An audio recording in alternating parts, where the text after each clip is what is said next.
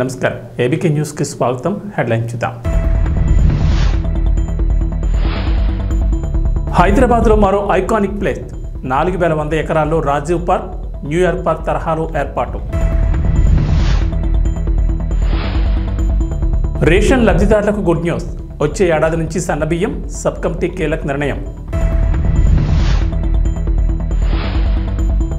ఆంధ్రప్రదేశ్లో రైతులందరికీ ఉచిత పంటల బీమాపై కీలక నిర్ణయం భారీ వర్షాలు వరదలకు కొట్టుకుపోయిన తుంగభద్ర నది డ్యాం గేటు తెలంగాణలోని రైల్వే ప్రయాణికులకు రైల్వే శాఖ గుడ్ న్యూస్ చెప్పింది. రాష్ట్రంలో మరో రైల్వే లైన్ అందుబాటులోకి రానుంది. పశ్చిమ బెంగాల్లోని అసన్సోల్ నుంచి వరంగల్ వరకు 1316 కిలోమీటర్ల మేర రైల్వే కారిడార్ తలపెట్టిన సంగతి తెలిసిందే. అందులో భాగంగా మల్కాన్గిరి పాండురంగాపురం మధ్య నూతన రైల్వే మార్గం నిర్మించనున్నట్లు రైల్వే మంత్రి అశ్విని వైష్ణవ్ వెల్లడించారు. ఈ మేరకు శుక్రవారం కేంద్ర కేబినెట్ ఆమోదముద్ర వేసినట్లు ఆయన తెలిపారు. డబుల్ లైన్గా నిర్మించి ఈ ప్రాజెక్టుల అంచనా వ్యయం 7,382 కోట్లుగా కేంద్ర మంత్రి తెలిపారు. దక్షిణాదిలోని థర్మల్ పవర్ ప్లాంట్లకు బొగ్గు సరఫరా చేయడం, జార్ఖండ్, ఒడిశా, తెలంగాణ, ఛత్తీస్గఢ్ రాష్ట్రాల్లోని బొగ్గు గనుల నుంచి రైల్వే మార్గాలను కనెక్ట్ చేయడం ఈ ప్రాజెక్టు ముఖ్య లక్ష్యమని పేర్కొన్నారు. Asansol all the way to Warangal, West Bengal to Asansol. So up north to down south, Asansol all the way to Warangal, Bilaspur, Gondia, Nagpur, Wardha and Warangal. That side one, another one, Asansol, then coming to Rourkela, Junagadh, Jaipur, Malkangiri, Pandurangpuram, Bhadrachalam, all the way down to Warangal. ప్రపంచ సందర్శక నగరాల్లో హైదరాబాద్ ఒకటి. నగరంలో ఇప్పటికే అనేక పర్యాటక స్థలాలున్నాయి. కుతుబ్ షాహీల టీవీకి అద్దం పట్టే చార్మినార్, గోల్కొండ కోట సహా హుస్సేన్ సాగర్, అతి ఎత్తైన అంబేద్కర్ విగ్రహం, ఇలా చెప్పుకుంటూ పోతే చాలా సందర్శన స్థలాలే ఉన్నాయి. కాగా నగరాభివృద్ధిపై స్పెషల్ ఫోకస్ పెట్టిన రేవంత్ ప్రభుత్వం నగరంలో మరో ఐకానిక్ ప్రాజెక్టును పట్టాలెక్కించేందుకు సిద్ధమైంది. అమెరికాలోని న్యూయార్క్ సెంట్రల్ పార్క్ తరహాలో హైదరాబాద్ రాజీవ్ పార్క్ను అభివృద్ధి చేయాలని ముఖ్యమంత్రి రేవంత్ రెడ్డి నిర్ణయించారు. ఇందుకు అనువైన ప్రాంతం, స్థలం కోసం అధికారులు ఇప్పటికే కసరత్తులు మొదలుపెట్టారు. ఈ పార్కును 4100 ఎకరాల్లో అభివృద్ధి చేయాలని ప్రభుత్వం భావిస్తోంది. పార్కు చుట్టూ బిలియనీర్లు, ప్రముఖులు, కార్పొరేట్ ఆఫీసులు ఉండేలా డిజైన్ చేస్తున్నారు.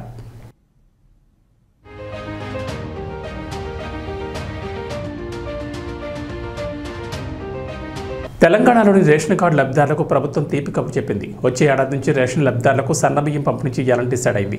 ఈ మేరకు కొత్త రేషన్ కార్డుల జారీ, విధి విధానాల ఖరారు అంశంపై ఏర్పాటు చేసిన కేబినెట్ సబ్ కమిటీ కీలక ప్రకటన చేసింది. చౌక ధరల దుకాణాలు, మధ్యాహ్న భోజన పథకం ద్వారా ఏటా 24 లక్షల టన్నుల దొడ్డు బియ్యం పంపిణీ జరుగుతోందని ఈ కమిటీ గుర్తించింది. దీంతో సగానికి పైగా దారి మడుతున్నట్లు తెలిపారు. ప్రస్తుతం అంగన్వాడీ సెంటర్లు, కొన్ని ప్రభుత్వ పాఠశాలలో మాత్రమే సన్నబియ్యం పంపిణీ జరుగుతుండగా వచ్చే ఏడాది నుంచి పూర్తిగా సన్నబియ్యం మంజూరు చేయాలని నిర్ణయం తీసుకుంది. ఇక తెలంగాణ ప్రజలు చాలా కాలంగా ఎదురుచూస్తున్న కొత్త రేషన్ కార్డుల పంపిణీపై కూడా కేబినెట్ సబ్ కమిటీ కీలక ప్రకటన చేసింది. త్వరలోనే కొత్త రేషన్ కార్డులు మంజూరు చేయాలని నిర్ణయించింది. తెలంగాణలోని అర్హులందరికీ కుటుంబ ప్రాతిపదికన తెల్ల రేషన్ కార్డులు మంజూరు చేయాలని నిర్ణయించారు. పాత రేషన్ కార్డుల స్థానంలో కూడా నూతనంగా రేషన్ కార్డులు ఇవ్వాలని డిసైడ్ అయింది. కొత్తగా ఇచ్చే రేషన్ కార్డులు ఏటీఎం తరహాలో స్వైపింగ్ కార్డులు ఇవ్వాలని ప్రభుత్వం నిర్ణయం తీసుకున్నారు. కొత్తగా మంజూరు చేసే రేషన్ కార్డులకు సంబంధించిన విధి విధానాలపై కూడా సూత్రప్రాయంగా అంగీకారానికి వచ్చినట్లు తెలిసింది.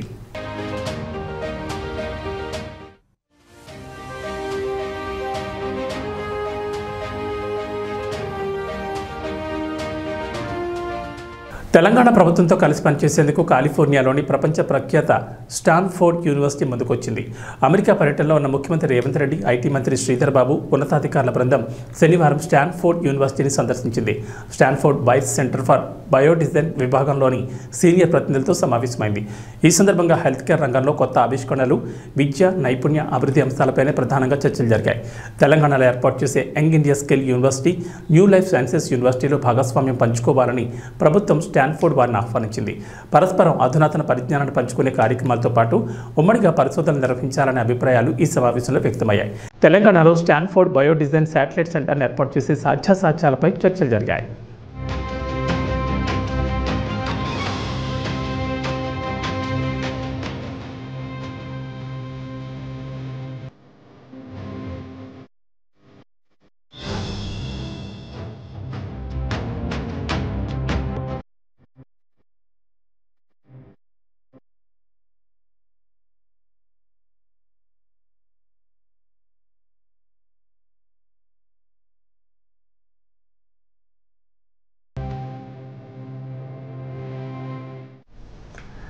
రాష్ట్రంలో అతి త్వరలోనే కొత్త రేషన్ కార్డుల జారీ ప్రక్రియ ప్రారంభం కానున్నట్లు ఇప్పటికే రాష్ట్ర పౌర సరఫరాల శాఖ మంత్రి నాదెండ్ల మనోహర్ చెప్పారు.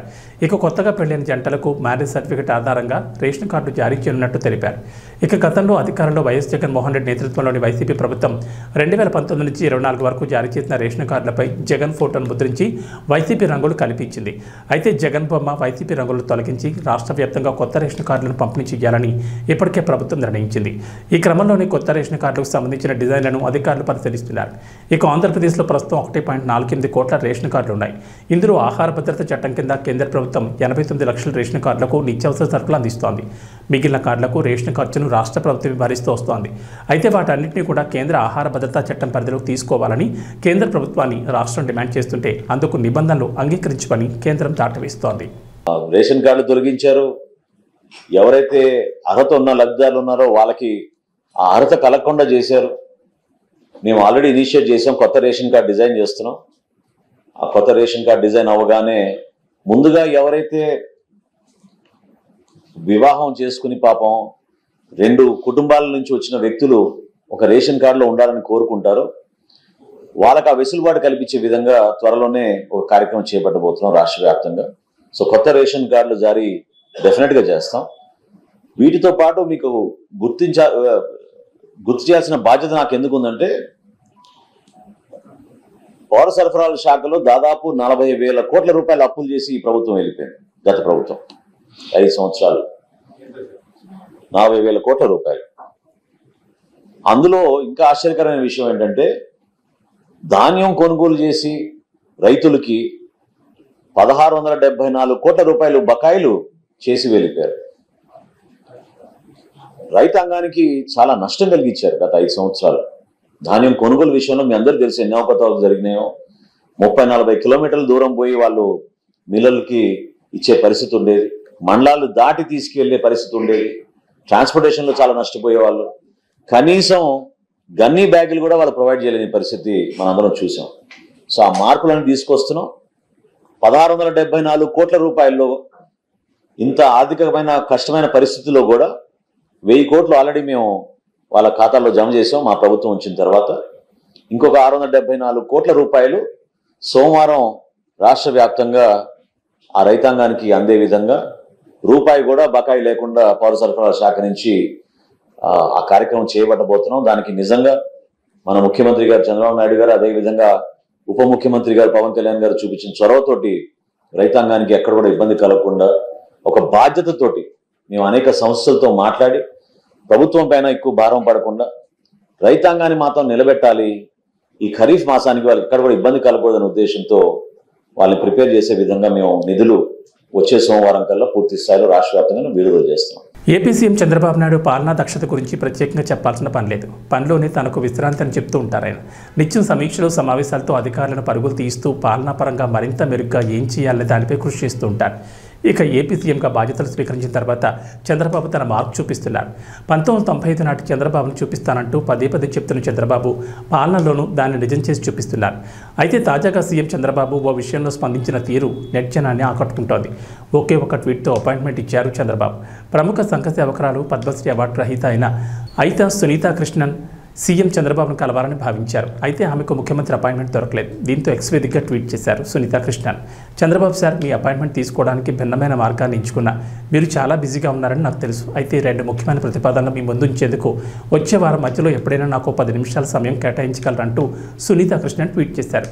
అపాయింట్మెంట్ కోసం సాధారణ పద్ధతిలో ప్రయత్నించినప్పటికీ కుదరకపోవడంతోనే ట్వీట్ చేస్తున్నానని క్షమించాలని కోరారు. ఆంధ్రప్రదేశ్లో అధికారంలోకి వచ్చిన తెలుగుదేశం, జనసేన, బీజేపీ కూటమి ప్రభుత్వం కీలక నిర్ణయాలకు తెరతీస్తోంది. ఈ క్రమంలోనే వైఎస్ జగన్ నేతృత్వంలోని గత వైసీపీ ప్రభుత్వం తీసుకున్న నిర్ణయాలు, అవలంబించిన విధానాలను పక్కన పెడుతోంది. ఈ క్రమంలోనే రైతులకు సంబంధించి తీసుకున్న నిర్ణయాలను సమీక్షిస్తోంది. ఈ నేపథ్యంలోనే పంటల బీమాకు సంబంధించి చంద్రబాబు ప్రభుత్వం కీలక నిర్ణయం తీసుకుంది. ఈ పంటలో నమోదైతే ఉచిత పంటల బీమా పథకాన్ని అమలు చేరుండాలి. అయితే ప్రస్తుత ఖరీఫ్ సీజన్ వరకు ఈ పంటలో నమోదైన పంటలన్నిటికీ ప్రభుత్వమే ఉచిత పంటల బీమాను కల్పించనుంది. ఇక వచ్చే రబీ నుంచి 2019 కంటే ముందు ఉన్న విధానమే, అంటే ఎంపిక చేస్తున్న రైతులకు మాత్రమే పంటల బీమాను అమలు చేయనుంది. ఈ నిర్ణయానికి తాజాగా మంత్రివర్గ ఉపసంఘం ఆంధ్రప్రదేశ్ ప్రభుత్వానికి సిఫారసు చేసింది. రాష్ట్రంలో ఎన్డీఏ ప్రభుత్వం వచ్చే నాటికే పంటల బీమా అమలుకు వ్యవసాయ శాఖ టెండర్లు పిలిచింది. దీంతో వచ్చే సీజన్ నుంచి కొత్త విధానాన్ని అమలు చేయనున్నారు. 2024-25, 2025-26 సంవత్సరాల్లో ఖరీఫ్, రబీకి సంబంధించి సంస్థలను కూడా ఎంపిక చేసింది. అయితే గత వైసీపీ ప్రభుత్వం అమలు చేసిన ఉచిత పంటల బీమా పథకంతో రైతులకు ఒరిగిందేమీ లేదని ఏపీ మంత్రివర్గ ఉపసంఘం భావిస్తోంది.